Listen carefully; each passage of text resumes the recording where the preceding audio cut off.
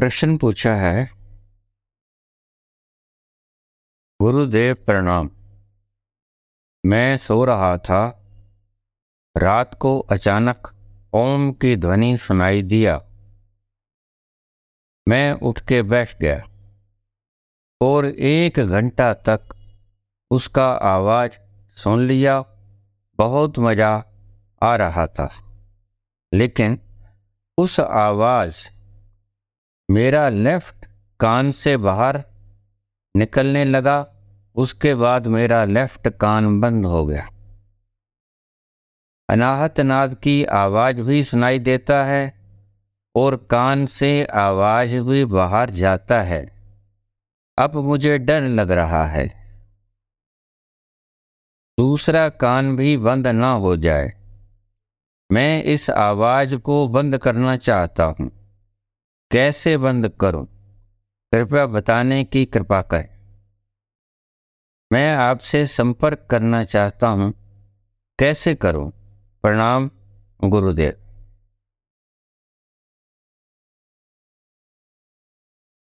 हमारा मन सुंदर घटनाओं को भी भय में परिवर्तित कर लेता है।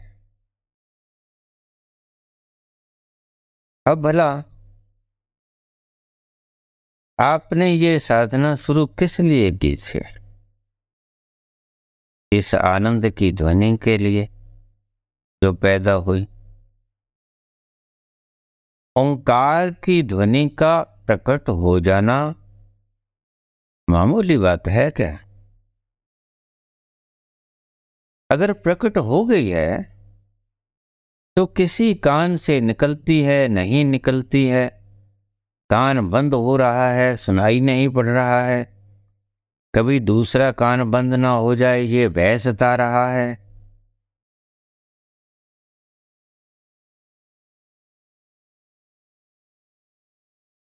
लोग इस आनंद की एक झलक पाने को बेताब रहते हैं, और तुमने 1 घंटा इस आवाज का लुत्फ लिया। अब भी चलेगी। ये आवाज परम सुखदायी है, शीतल है, कोई नुकसान नहीं करती। नुकसान का भय सिर्फ तुम्हारा मन पैदा करता है। 1 आध दिन, 2 4 दिन लुत्फ लो, स्वयं बंद हो जाएगा, फिर पछताओगे। मन का स्वभाव है, मन डराता है कहीं ऐसा ना हो जाए, कहीं ऐसा ना हो जाए। मन का स्वभाव ही ऐसा है। इरादे बांधता हूं, सोचता हूं, छोड़ देता हूं। इरादे बांधता हूं, सोचता हूं, छोड़ देता हूं। कहीं ऐसा ना हो जाए, कहीं ऐसा ना हो जाए। कबीर कहते हैं, राजा प्रजा जही रुचे, शीस दे ले जाए। सिर कटवा ले और ले जाए, प्रेम ना बाड़ी उपजे। प्रेम ना हाट बिकाए। ना खेती होती है प्रेम की, ना किसी दुकान पर मिलता है प्रेम। राजा प्रजा जही रुचे। राजा हो प्रजा हो, कोई भेदभाव नहीं। जिसको भी अच्छा लगता है वो इसका दाम चुका दे, ले जाए। क्या दाम है इसका? शीश दे ले जाए, सिर कटा ले और ले जाए। यहां तो कान ही बंद हुआ है। कैसे चलोगे उस अज्ञात राह? छोटी छोटी अड़चन पर गुरु को पुकारोगे, छोटी छोटी अड़चन पर अपने मन के पीछे लगोगे, तो उस आनंद की कल्पना मात्र ही शेष रह जाएगी। ये आनंद, और तुमने चखा भी क्या? जो बाहर उछल के आ गया तरंग बाप बन के, वही तो मात्र सुना। कैसे उस गहरे कुएं में जहां से वाष्प बन के वो पानी निकल रहा है, इसका आनंद तुमने चखा ओम की ध्वनि का, और उस कुएं के भीतर अगर तुम कूदे तो उस आनंद की कल्पना तुम कर कैसे सकते हो? बहुत मुश्किल हो जाएगा। इसीलिए तो बाबा नानक कहते हैं कि कोटिन में कोई एक चलत है, कोटिन चलत एक पहुंचत है। करोड़ों जिज्ञासुओं में कोई एक चलता है। पहली बात, प्यास नहीं जगती, हौसला नहीं बंधता, मूढ़ताएं ही इतनी हैं कि तुम अपने आप तक पहुंचने की चेष्टा करते ही नहीं। दुखों से त्राहिमाम करते रहते हो, लेकिन दुखों से निजात पाने के ठोस उपाय तुम करते नहीं। और अगर कोई करता है, कोटिन में कोई एक चलता है, एक चलता है।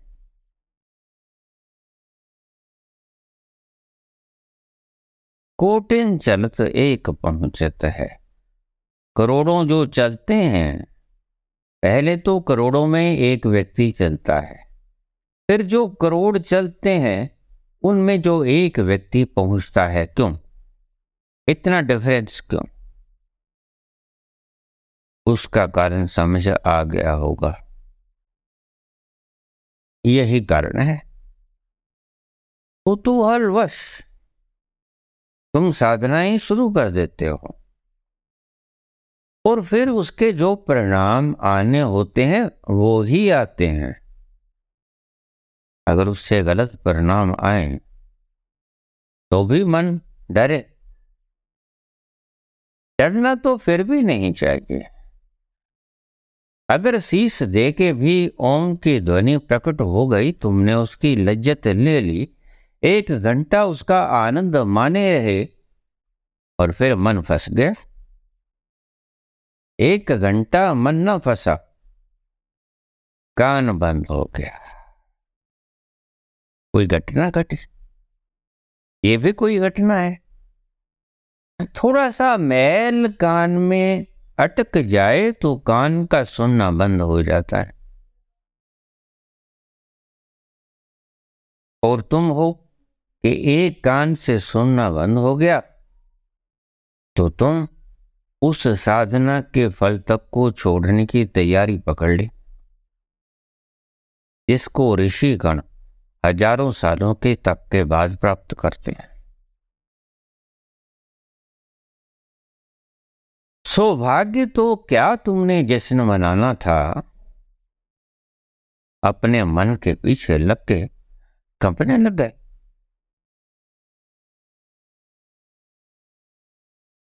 जे तो प्रेम मिलन की चाव, जे तो प्रेम मिलन की चाव, शीस तली धर घर मेरे आओ। पहले सिर काटो, तली पे धरो, और फिर मेरे घर आओ। अभी तो ट्रेलर है। कुएं के भीतर तम तर से आई हुई पानी की वाष्प की छोटी सी बूंदें तुम्हें लुत्फ दे गई। ओम की आवाज की ध्वनि का ट्रेलर सुना गए। चलेगा, कुछ दिन चलेगा, महीनों भी चल सकता है, लेकिन इतना आनंदकारी इतना आनंद युक्त अगर शब्द तुम्हें मिल गया है, स्वतः से प्रकट हो गया है, यह तुम्हारी थोड़ी सी साधना से प्रकट हो गया है, अहो भाव ना करोगे ईश्वर का। हे प्रभु, तेरा कोटिन कोटिन शुक्रगुजार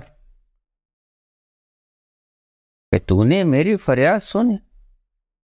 यहां लोग हैं जो सारी उम्र टक्करे मारते रहते हैं, उन्हें कुछ नहीं मिलता। सूने बैठते हैं और सूखे उठ जाते हैं, पल्ला झाड़ लेते हैं, कुछ नहीं मिला। और अगर तुम्हें मिल गया है तो देखो, जिस चीज के लिए मैं शुरू से तुम्हें अलर्टेशन करता हूं कि सावधान, बहुत कुछ आएगा,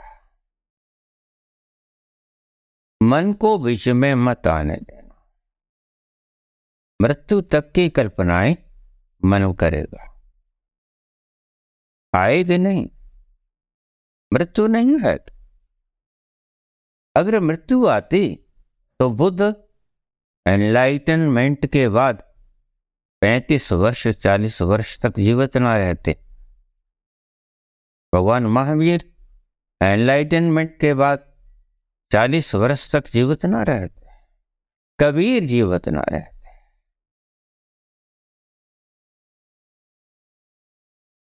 मृत्यु नहीं आती, मन डराता है कि मृत्यु आ जाएगी, कहीं ऐसा ना हो जाए, कहीं ऐसा ना हो जाए। मन डराता है।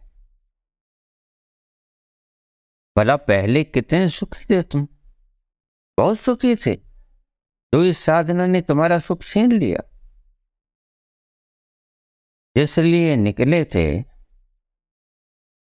जिस झरने की तलाश में निकले थे वो पत्थर उठ गया और झरना प्रकट हो गया, तो इसमें आश्चर्य क्या है और उसमें डरने की क्या बात है। कभी तो तुम्हें संत पहले आखिरी बात सुना देते हैं। कबीरा खड़ा बाजार में, लिए लुकाटी हाथ, जो घर बारे आप में, चले हमारे साथ। जगह जगह तुम्हें सीधी सीधी बात सुना रहा है संत, और तुम सुन रहे हो, और तुम उसकी रसीली आवाज और उसकी रसीली आनंद की अनुभव को देखकर उसके पीछे हो लेते हो, और तुम उनसे साधनाएं पूछ लेते हो, और तुम करने भी लग जाते हो, और ईश्वर तुम पे कृपालु भी हो जाता है। तो डर काहे का? ऐसे ही अगर डरोगे तो ये तो कुछ भी नहीं हुआ है। करोड़ में खरब में हिस्से का भी हिस्सा, उससे भी कम हिस्सा उस परम विराट की झलक का तुम्हें मिला है। बा मुश्किल लोग हजारों वर्ष के तप के बाद इन साधनाओं के फल को प्राप्त किया करते हैं। तुम्हें अगर थोड़ी साधना के बाद मिल गया तो मन के पीछे लग जाओगे, क्या छोड़ दोगे? मन की यही कल्पनाएं तुम्हें पहुंचने नहीं देती। तभी तो तुम मारे मारे फिर रहे हो, आनंद की एक एक बूंद के प्यासे। गुरुदेव प्रणाम। मैं सो रहा था, रात को अचानक ओम की ध्वनि सुनाई दिया। मैं उठ के बैठ गया और 1 घंटा तक उसका आवाज सुन लिया। बहुत मजा आया, लेकिन वो आवाज मेरा लेफ्ट कान से बाहर निकलने लगा। उसके बाद मेरा लेफ्ट कान बंद हो गया। अचानक अनाहत नाद की आवाज भी सुनाई देता है, अनाहत नाद की आवाज भी सुनाई देता है। धन्यवादी हो, अभी ओम की ध्वनि तुम्हें सुन रही है, आनंद भी मान रहे हो। और कान से आवाज बाहर भी निकलता है। हुआ कुछ नहीं, सिर्फ आनंद का झरना फूटा है, प्रकट हुआ है, तुमने उसका लुत्फ माना है, ये हुआ है। अब मुझे डर लग रहा है। क्या डर लग रहा है? कि दूसरा कान भी बंद न हो जाए।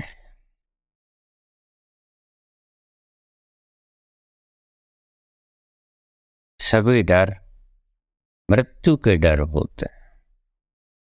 मैं पहले भी अनेकों बार बोल चुका हूं कि सभी डर मृत्यु के डर होते हैं।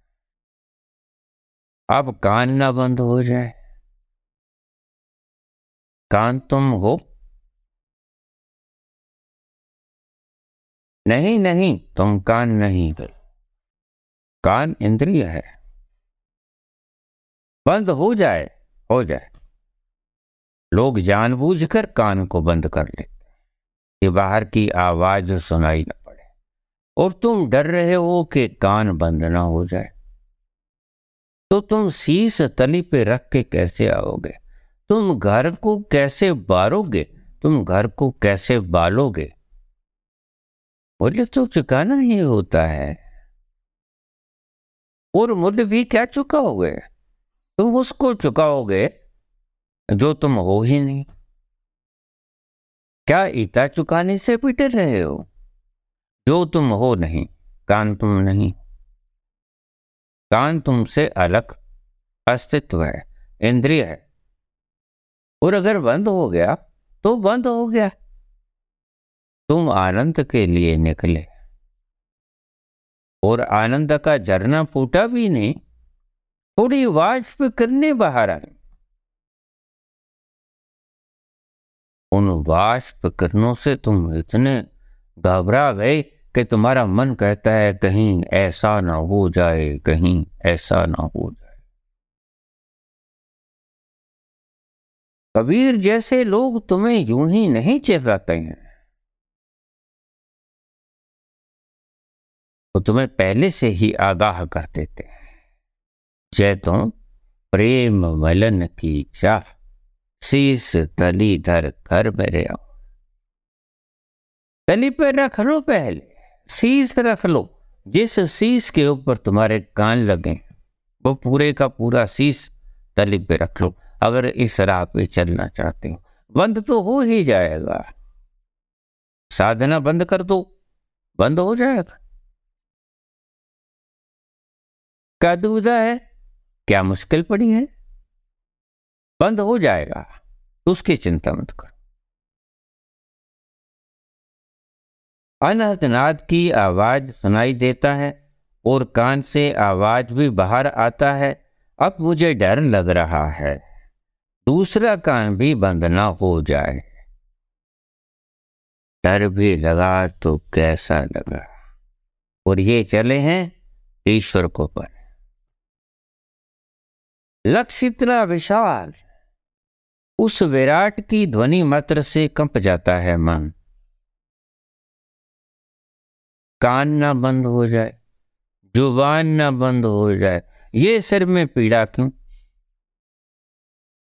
हद हो गई। मन के पीछे लगना बंद करना होगा।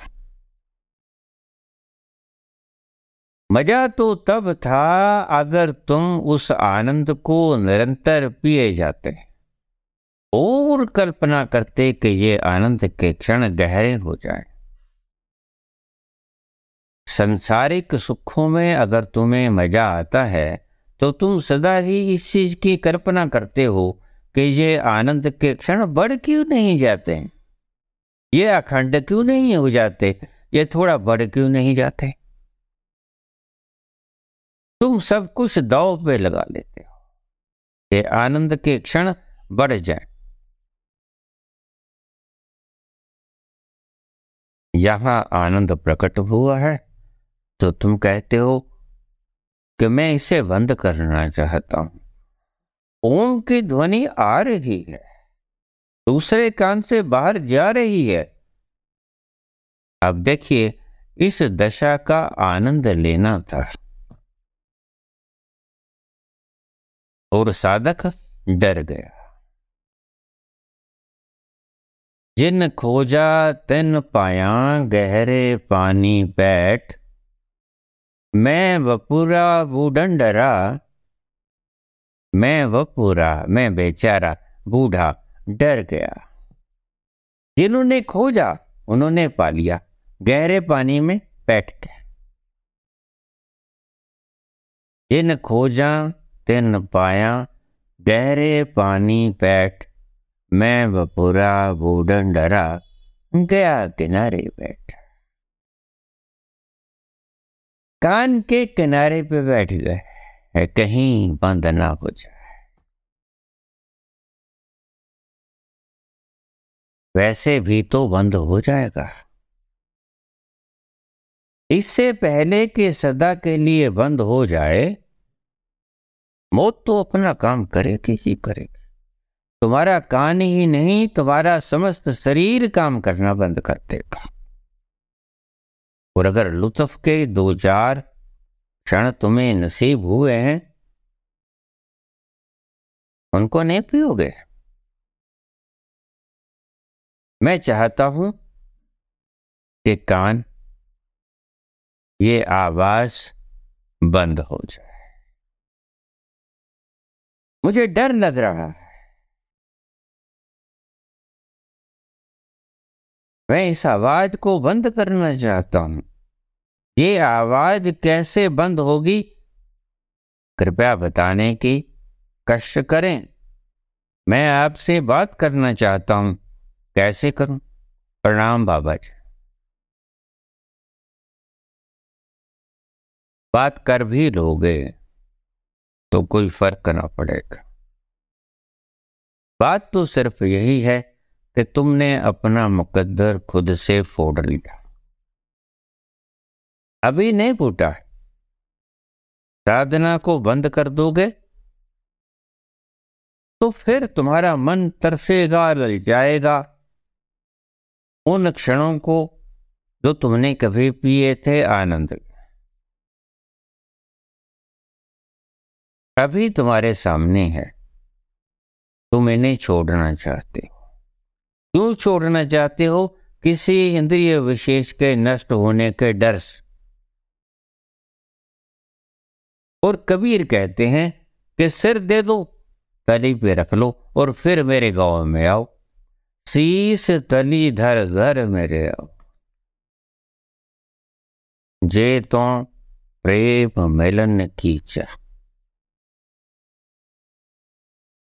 अगर तेरी इच्छा है कि तुम उस परम की अनुभूति को पाना चाहते हो, तो अपना सिर काटो, तली पर रखो और मेरे घर पे आओ। कोई सचमुच से शीश तली पे नहीं रखना होता। सिर्फ भावना प्रबल होनी चाहिए कि जाता है जाए, शरीर जाता है जाए, तुम्हारा कुछ नहीं बिगड़ेगा, क्योंकि शरीर तुम हो ही नहीं। यहां जाने को कुछ नहीं, यहां दोनों हाथों में लड्डू हैं। बचा लो अगर बचाए जाते। छोटी छोटी बातों पे घबराओगे, छोटी छोटी बातों पे गुरु को पुकारोगे तो आगे न चल पाओगे। मेरे जीवन में ये घटना तुमने पहली बार नहीं कही है। बहुत से भागे हैं शटर खोल खोल के, डर के मारे, कहीं मर ना जाओ। एक बच्चा, मेरा मन आया शक्तिपात करने का, मैंने शक्तिपात किया और घबरा गया। जैसे ही आनंद की किरणों में डूबने लगा, डर गया। मन तो मरेगा है। मन मरेगा तो आनंद का जन्म होगा। और जैसे ही शक्तिपात तुम्हारे ऊपर हुआ तो मन ने मरना शुरू कर दिया। वो तो विवेकानंद जैसे ही वीर पुरुष थे जो झेल गए उस अवस्था को, लेकिन फिर भी झेलते झेलते झेलते झेलते एक वक्त आया कि विवेकानंद चिल्लाया, मुझसे डर गया,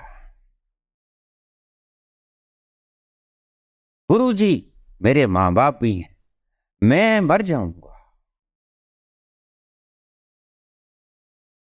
लुत्फ आ रहा है, आनंद के गहरे समुद्र में आनंद का मजा मान रहा है, लेकिन मृत्यु के भय से विवेकानंद कप गए। गुरुजी मैं मर जाऊंगा, मेरे मां बाप भी हैं।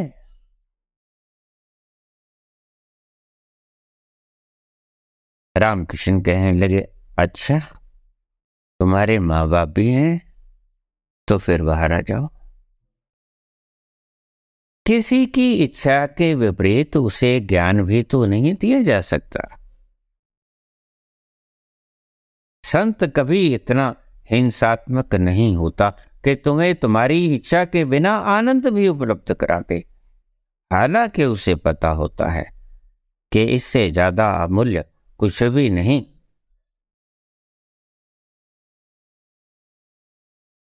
जब सत्संग की घड़ी आई, सत्संग में डूबने की घड़ी आई, तो विवेकानंद कंप गए। विवेकानंद ने चीख मारी, मर गया बाबा, मेरे मां बाप भी हैं। सत्संग करने से चूक गया, यद्यपि बहुत कुछ पी गया था इस दौरान। तुम भी इस दौरान बहुत कुछ पी लोगे, बद भी हो जाएगा, घबराओ मत। तुम्हारे ऊपर तो किसी ने शक्तिपात भी नहीं किया है, सिर्फ साधना के द्वारा हल्का शक्तिपात तुम्हारे ऊपर हुआ है और इतने से डर गए, तो आगे क्या होगा? विवेकानंद के सिर से रामकृष्ण परमहंस ने अपना हाथ उठा लिया, ठीक बाहर आ जाओ। सत्संग बहुत हो गया, लेकिन पूर्ण सत्संग से चूक गए विवेकानंद। तुलसीदास रामचरितमानस के अपने एक दोहे में लिखते हैं, सत्संग का प्रभाव, सत्संग का मूल्य।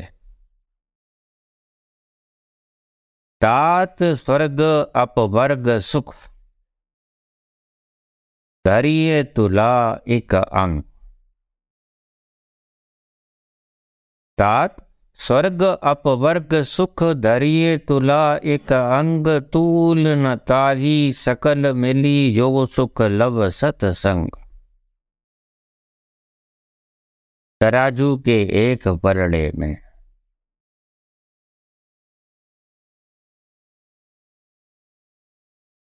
स्वर्ग का सुख और अपवर्ग का सुख, मुक्ति का सुख एक पलड़े में रख दो।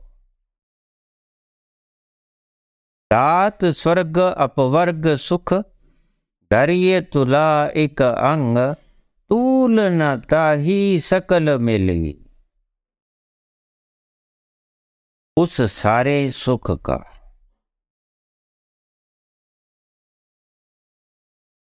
थोड़ा सा भी हिस्सा, जो सुख लब सत्संग, जो सत्संग के एक क्षण में जो आनंद आ जाता है,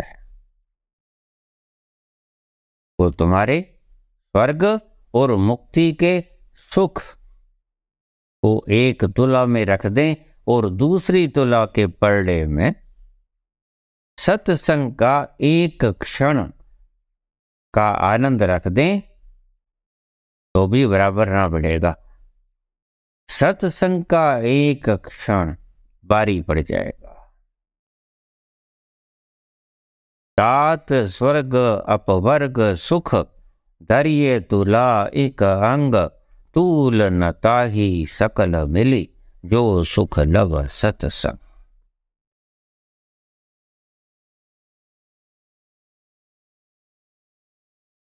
सत्संग का एक क्षण।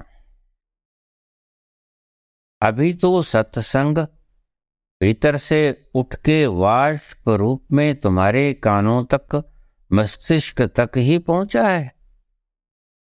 बहुत कुछ खास नहीं हुआ है। जो तुमने घंटे 2 घंटे 5-10 घंटे 2-4 दिन का आनंद तुम मान लोगे, उस स्वर्ग के सुख से एक अंश भी नहीं है। सत्संग का सुख तो बहुत दूर है। वो तो कुएं के भीतर भी कूदना पड़ेगा। कुएं के भीतर से उठी हुई वाष्प की छोटी सी किरणें भी आपको विचलित कर गईं। घबरा है? गुरुजी बंद करो। मैं इस आवाज को बंद करना चाहता हूं। क्यों? दूसरा कान बंद ना हो जाए। हद हो गई।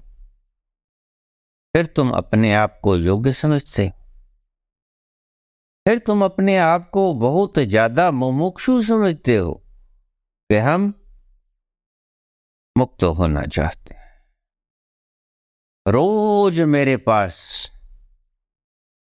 मैसेज आते हैं, संसार दुख है, हम इस दुख से मुक्त होना चाहते हैं। देख लीजिए करामात, दुख से तुम कितना मुक्त होना चाहते हो। कोई दुख नहीं, कोई कष्ट नहीं, कोई पीड़ा नहीं। इन महाशय को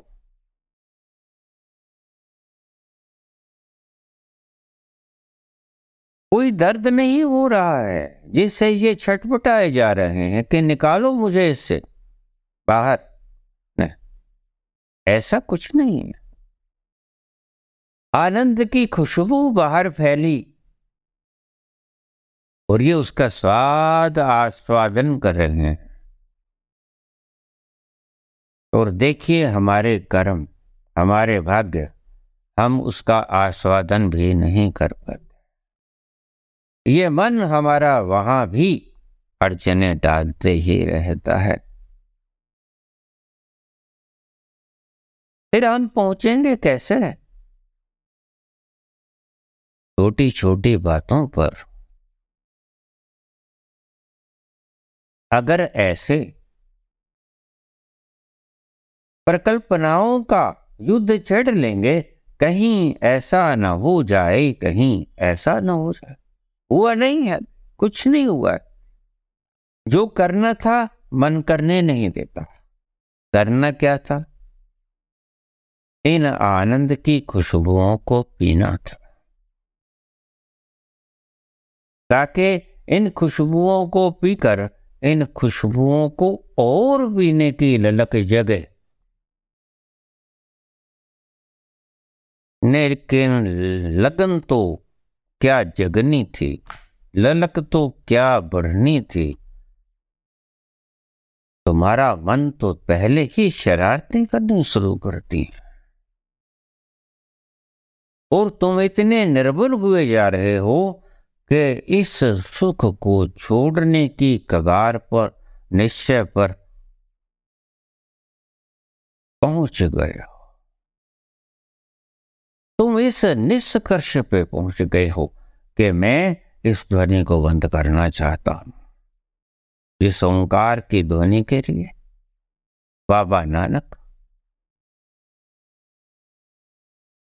आपको इतनी महत्ता से युक्त शब्द सुनाते हैं, पूरी जप जी बोलती है। एक ओंकार सतनाम करता।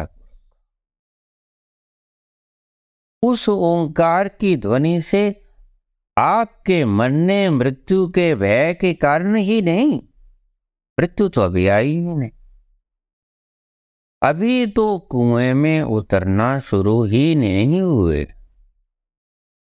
अभी तो भीतर का पानी का वाष्प आप तक पहुंचा है। थोड़ी खुशबू आपके नासापुटों को सुगंध कर गई। डर गए हो। मन के पीछे हो लिए हो। बस मैं इसीलिए ही कहा करता हूं कि अध कच्चे पक्के मत उठ जाना इन भोगों से। इस दिशा में तभी चलना जब शीश दे ले जाए ये भावना प्रबल हो जाए। दुख इतना सता दे तुम्हें जैसे आदमी आत्मघात कर लेता है। मरने की इच्छा ही होती है। मृत्यु आ जाए तो प्रेमिका की तरह वो आलिंगनबद्ध हो जाता है मृत्यु के साथ। और तुम ऐसे वीर पुरुष हो कि कान को बंद होने तक से घबरा रहे। कोई मृत्यु नहीं आ रही, कुछ घट नहीं रहा है, शुभ हो रहा है। जिस शुभ के लिए चले थे वो पनप रहा है। उसकी ध्वनि ने तुम्हें अपने आगोश में लेना शुरू कर दिया है। भला ये ईश्वर की बेइज्जती नहीं तो और क्या है। वो फिर से आएगा। तुम उसको स्वीकार करने से, आलिंगनबद्ध करने से, चूमने चाटने से इनकार करना है। और अगर वो वापस मुड़ गई तो फिर कब आएगी ये कोई नहीं कह सकता। मेरे पास रोज ऐसे पुरुष आते हैं। 20 वर्ष पहले मुझे ऐसा हुआ। उन क्षणों का लुत्फ नहीं उठाया गया, वो मौका चूक गए।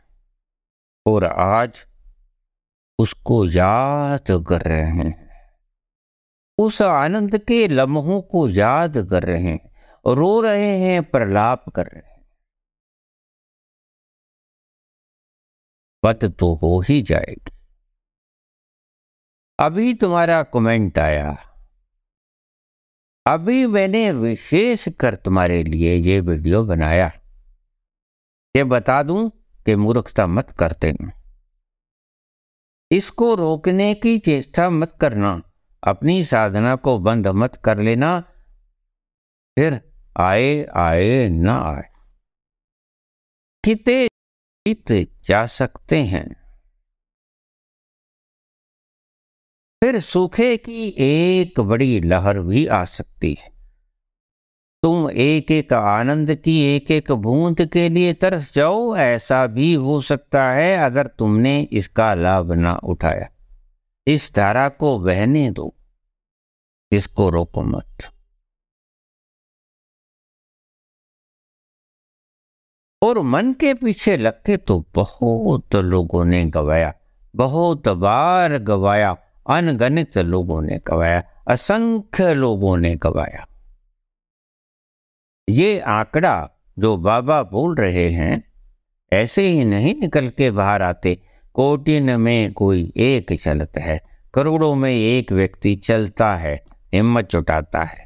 कोटिन चलत चल भी पड़ते हैं, एक पहुंचत है उस सिरे को, सत्संग के भीतर कूद जाने को।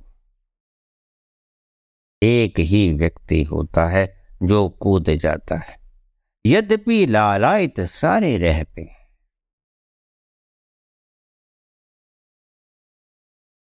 उसका मूल्य नहीं चुकाना चाहते। मुफ्त में वो चीज, वो आनंद का लुत्फ मानना चाहते।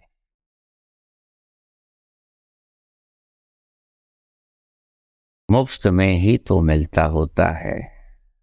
तुम्हारे पास है ही क्या कि तुम उसका मूल्य चुका दोगे। जो मूल्य तुम चुकाना समझते हो वो मूल्य तुम्हारा है ही नहीं। ना कान तुम्हारा है, ना इंद्रियां तुम्हारी हैं, ना शरीर तुम्हारा है। कैसे चलोगे तुम इन राहों पे।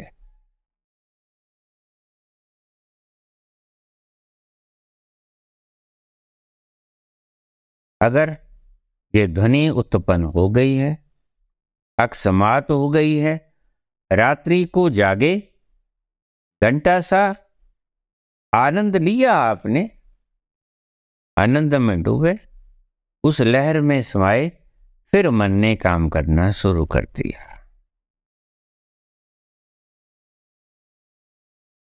कहीं कान बंद ना हो जाए, कहीं मैं बहरा ना हो जाऊं। और कबीर कहते हैं कि बहरे बहरे की तो बात छोड़ो, अंधे बहरे गूंगे लूले लंगड़े की बात तो छोड़ो, अगर सिर काट के जब तक नहीं दोगे हाथ पे शीस तली धर घर मेरे आऊं, तब तक तुमने कीमत चुकाई भी तो क्या चुकाई।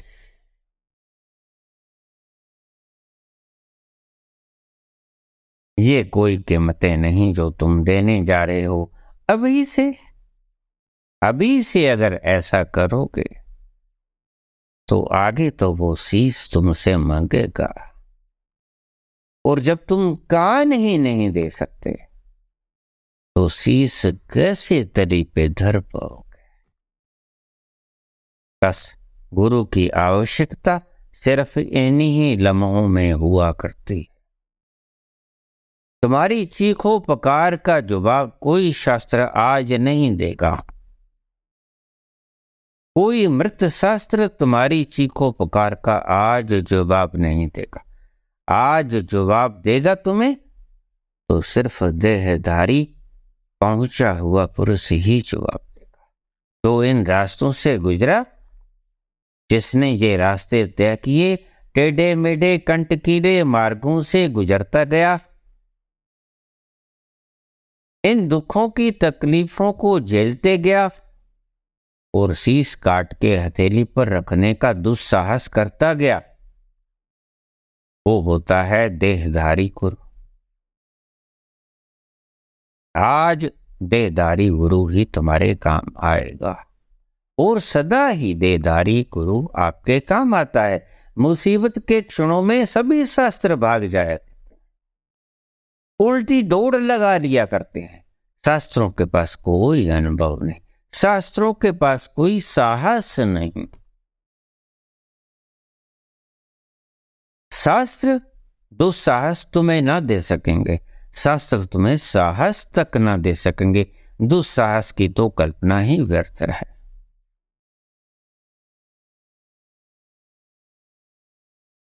ऐसे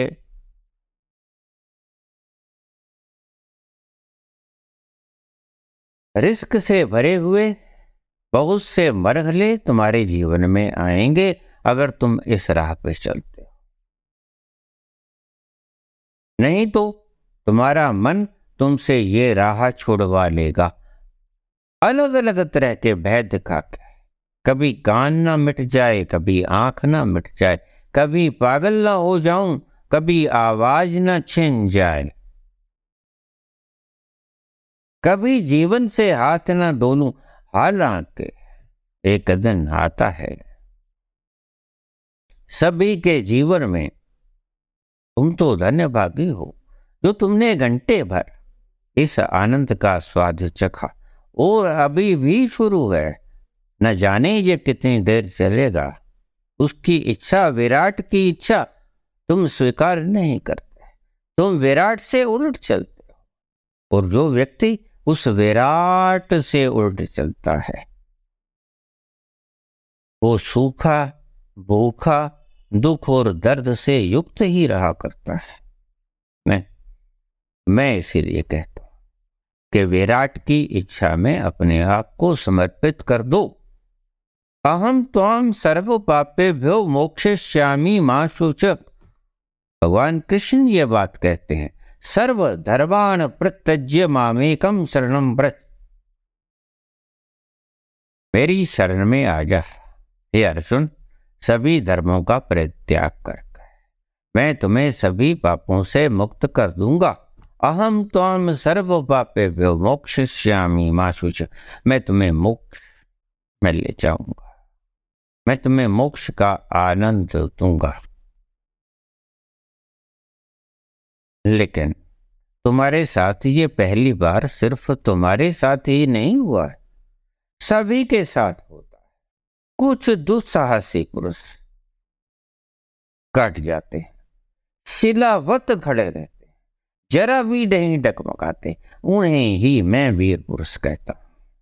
इसलिए महावीर को, वर्धमान को महावीर के खिताब से पुरस्कृत किया गया, अलंकृत किया गया। महावीर था वो, नहीं घबराया। मृत्यु से भी क्या घबराना होता है, जो एक दिन आएगी ही आएगी।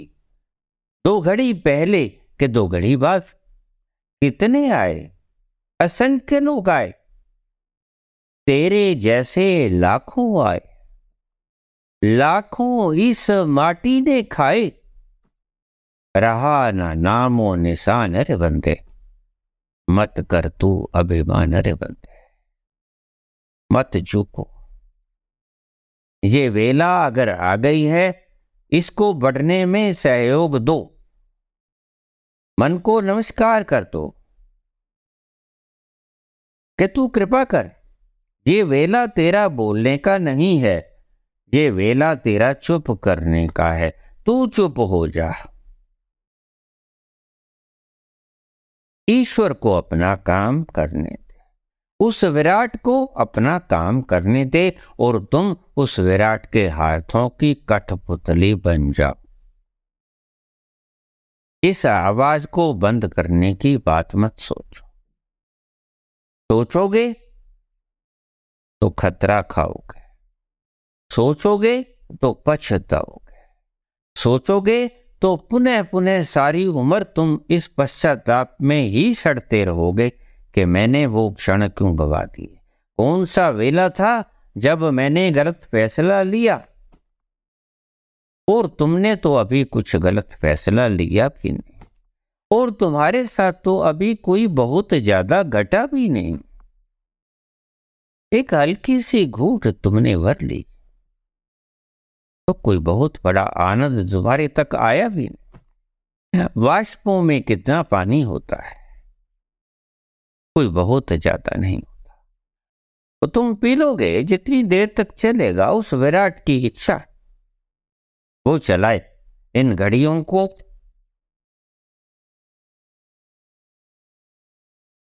अमृतत्व तक ले जाए, सदा के लिए इन ध्वनियों को शुरू रखे, ऐसी मेरी कामना है।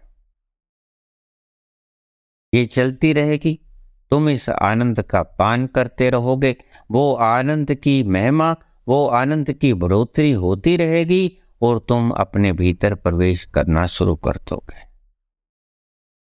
ये तो है मेरी इच्छा, तुम्हारा मन क्या चाहता है और तुम क्या चाहते हो। चलोगे तो वैसे ही। विवेकानंद चिल्ला सकते हैं तो तुम क्यों नहीं चिल्ला सकते। अगर चिल्लाओगे तो फिर कोई भरोसा नहीं, कितने जन्म बाद फिर ये घटना वापस आएगी, आएगी नहीं आएगी, कुछ नहीं कहा जा सकता। इसीलिए मुझे मत पुकारो, अभी कुछ नहीं हुआ है, अभी तुम्हारा कुछ नहीं बिगड़ा है, और तुम्हारा कभी कुछ नहीं बिगड़ता। तुम्हारा है क्या जो बिगड़ जाएगा, कुछ भी तो तुम्हारा है नहीं। जिसे तुम मैं कहते हो, उस मैं के भीतर एक अंश मात्र भी तुम्हारा नहीं है, तुम्हारा कुछ भी नहीं है। तुम खाली हो, तुम हो ही नहीं, हो ही नहीं तो गवाओगे क्या। टिके रहो, इन क्षणों में बने रहो, इनका आनंद पान करते रहो। कुछ होने को नहीं है, कुछ बिगड़ने को नहीं है, पाने को सब कुछ है, खोने को कुछ नहीं।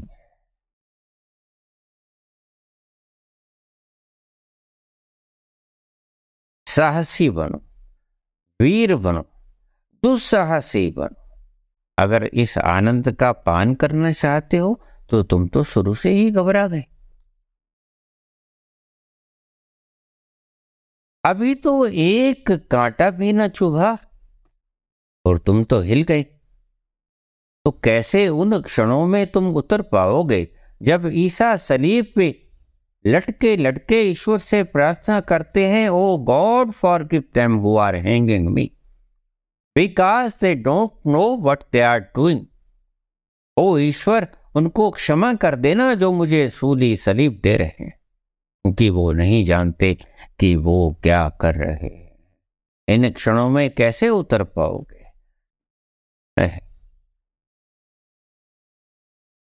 मत चूको।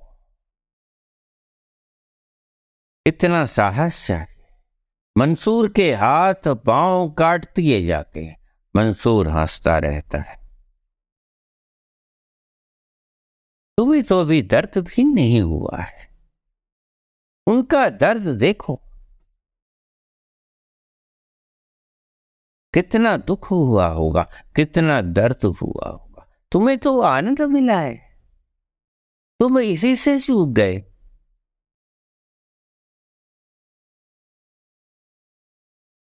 मुझसे पूछते हो तो मैं कहता हूं कि इसे बंद मत होने देना। जो कर रहे हो उसको करते रहना और इस आनंद को बढ़ने की तरफ पांव उठाते रहना। मृत्युर्मा अमृतो गमे, मृत्यु से अमृत की ओर। यही है तुम्हारा लक्ष्य। घबराओ मत, चलते चलो, चलते चलो, रुको मत, डरो मत, घबराओ मत। धन्यवाद।